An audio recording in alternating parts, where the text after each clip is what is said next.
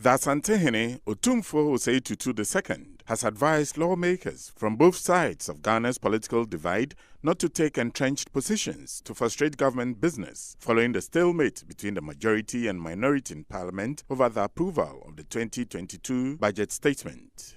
The Asantehene maintains that the only way to meet the demands and needs of the people was to introduce taxes, and that a fierce opposition could cripple development. Speaking at the launch of a commemorative gold coin in his honor at the Menchia Palace in Kumasi, Otumfuo Osei Tutu II urged the MPs to assume a compromise position to get the budget statement passed. There is no perfect government, and there will never be as long as different points of view prevail. And if we are honest, we will also agree that there are no people in the whole wide world who love paying taxes. And yet, there is no other way conceived by the human mind by which governments can raise the resources to provide for our needs other than by raising taxes. But our representatives need to also bear in mind that it is not their role to either determine policy for the executive or to frustrate them from performing their legitimate duties. The good thing is, in a democracy, is that people listen, observe and weigh what their leaders do over time and pass their judgment at the appropriate time. The majority and the minority sides in parliament have been locked in a debate which resulted in a stalemate on discussions on the budget. The minority caucus in parliament has resolved not to support the 2022 budget statement and economic policy of government. But as Asantehene said, it is about time the majority and minority sides compromised on the matter. The good people of Ghana take pride in their commitment to democratic governance. We have been proud to be an oasis of peace in an isle of torrents, and our record as a thriving democracy has served us well and made the chosen destination of many investors. What we dare not forget is that democracy is not a static object. Nothing in statecraft really is. Democracy is a work in progress. We have been brought up on the notion that democracy simply means the minority have their say, but the majority have their way. That may very well be true, but in the cold world of real politics, it cannot be without caveats. As national and international problems become more complex, nations are finding that the smart and prudent way is to seek convergence of different points of view. That's across many jurisdictions today. One word has come to symbolize the livelihood and the soul of democracy. It is called compromise. Whether you are navigating through the labyrinths of international diplomacy or confronting the intractable issues of domestic politics, from the United States to Germany, from Israel to Japan, through all the land proclaiming their faith in democracy, the name of the game is compromise. It makes sense. History and perhaps science too should tell us that when an irresistible force meets an immovable object, the inevitable outcome is chaos. When the art of governance becomes overly rigid and inflexible, it invites the search for an irresistible force and an unorthodox path to resistance. Or, if you like, when you tempt fate too often, you risk the danger of fate descending with unintended consequences.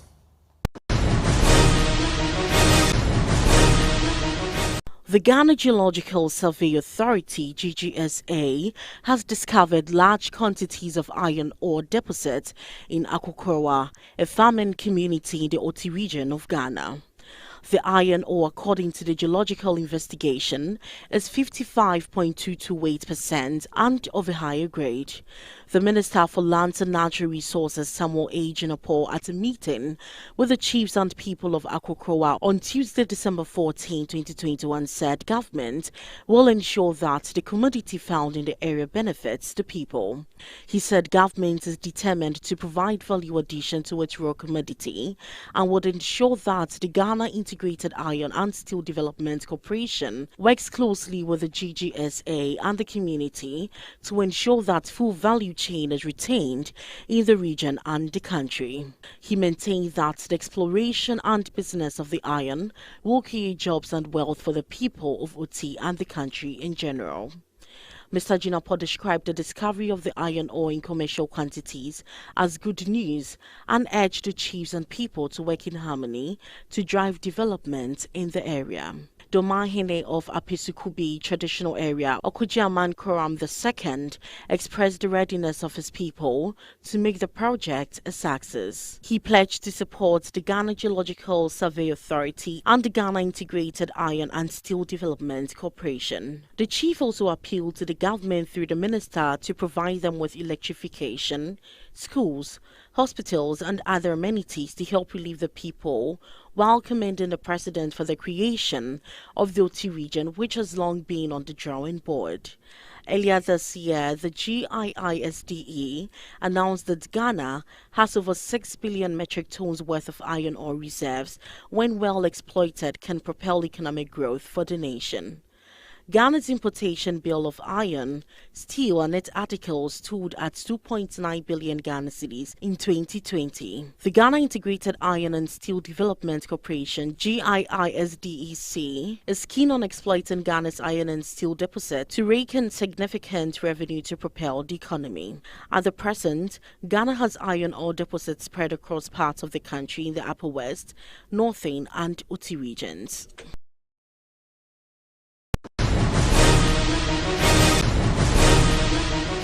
A Cape Coast High Court of Appeal has dismissed applications filed by the Assin North Member of Parliament, James Jachikwason, to contest the decision of the Cape Coast High Court ruling restraining him from holding himself as an MP. The two applications brought before the court were appeal for a stay of execution to seek an issue of interpretation at the Supreme Court under Article 94 subsection 2, clause subsection A, and the application to file supplementary grounds of appeal to support substantive case affidavit before the court.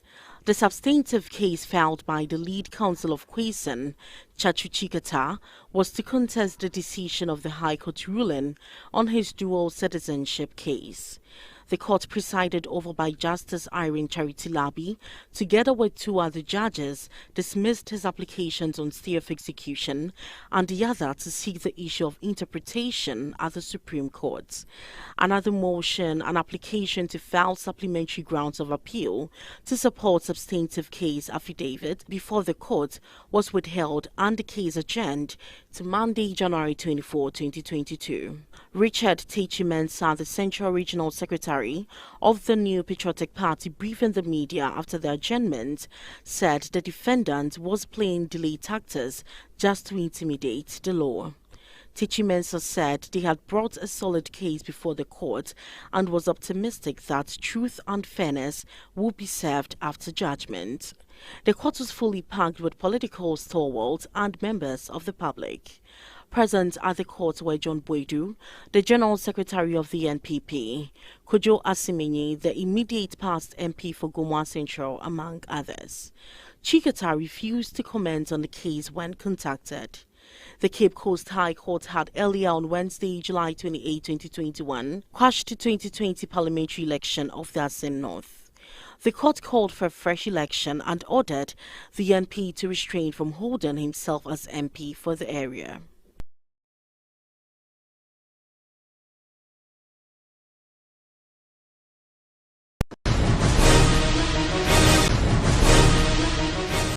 The President of the Republic, Nana Addo Dankwa Akufo-Addo, on Tuesday once again reiterated the inequality in the fight against COVID-19, especially in the distribution of vaccines. He made this assertion when he delivered an address to the European Union Parliament in Strasbourg, France. President Akufo-Addo stated that COVID-19 has posed the greatest test to humanity in the initial decades of the 21st century in the light of the ravages of the pandemic, which has affected all countries, rich or small. According to President Akufo-Addo, the predictions of Africa are going to be hit dramatically because of a relatively weak public health systems, with streets being littered with dead bodies when the virus reached the continent, have not come to pass. Predictions in March and April last year, the experts were united that Africa was going to be hit dramatically, and because of her relatively weak public health systems, her streets would be littered with dead bodies when the virus reached the continent. Mercifully, and by the grace of God, the predictions have not come to pass. And so far, Africa has not witnessed the dire scenes that we feared.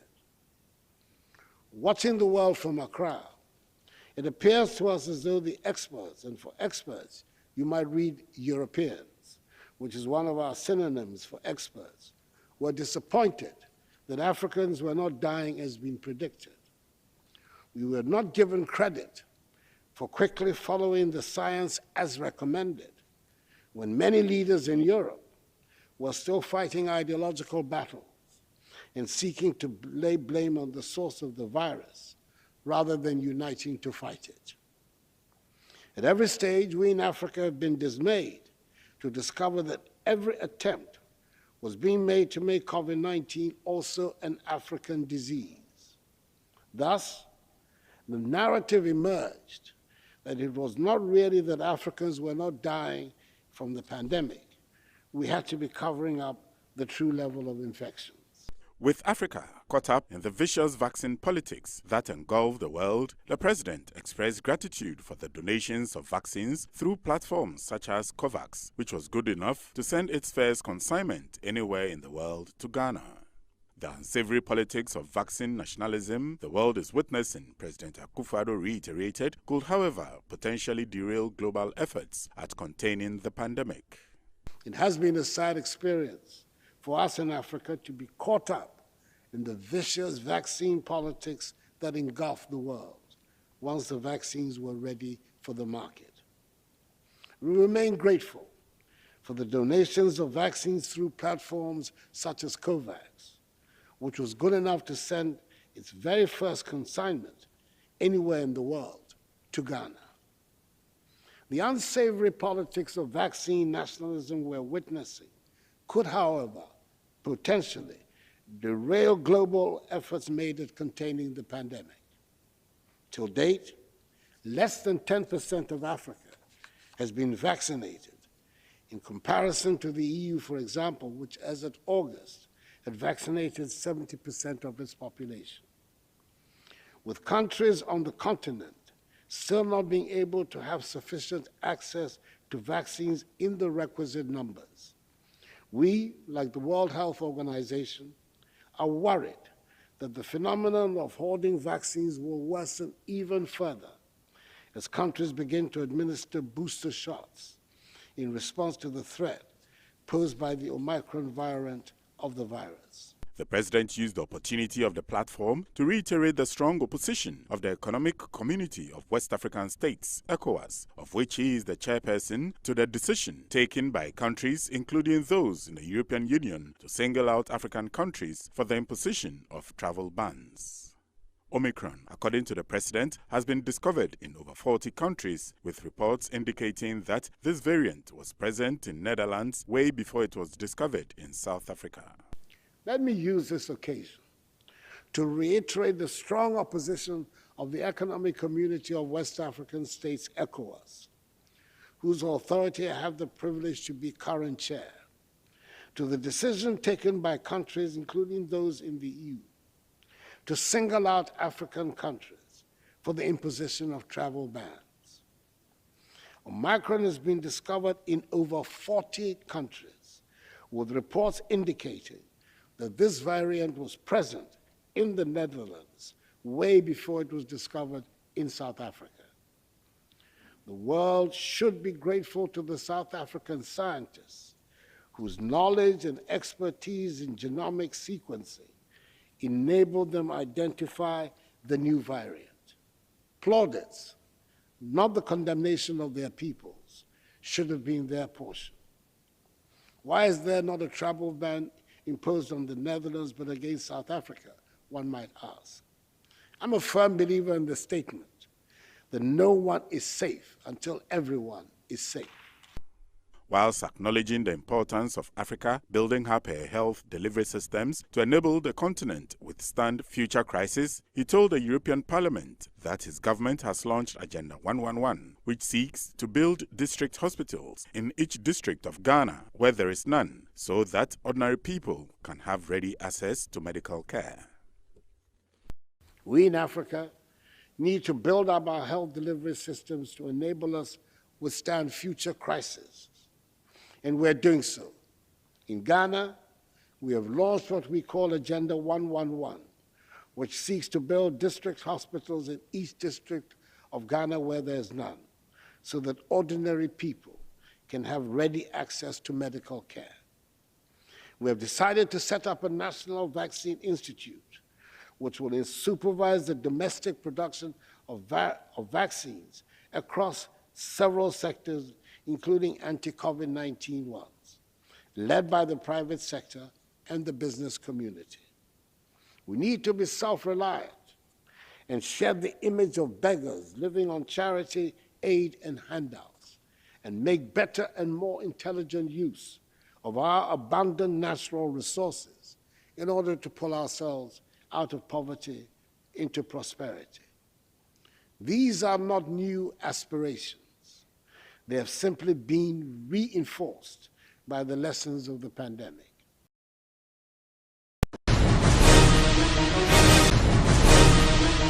French troops began leaving Timbuktu on Tuesday in what is a major drawdown 9 years deployment in the Sahelian nation.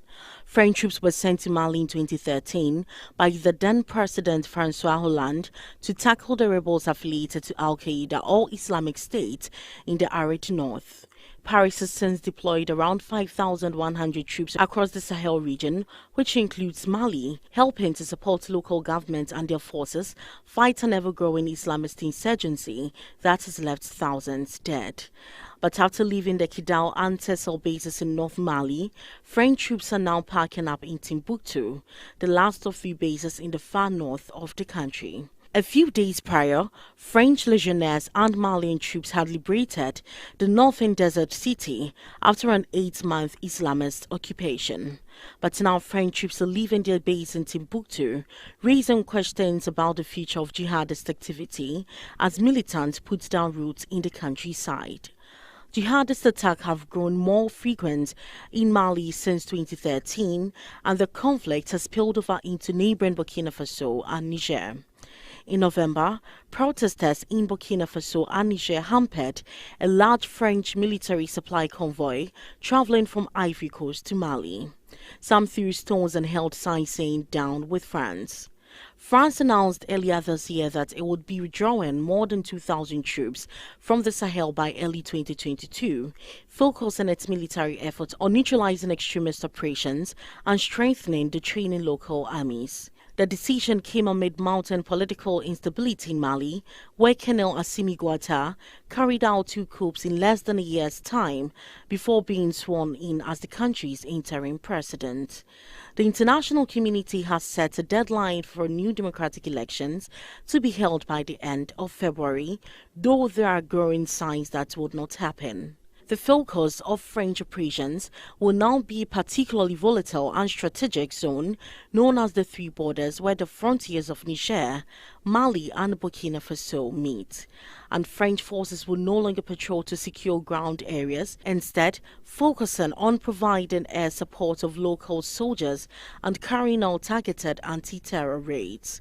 In September, Macron announced that French troops had killed the head of Islamic State in the Greater Sahara, while the head of Al-Qaeda in Islamist Maghreb was reportedly killed last year.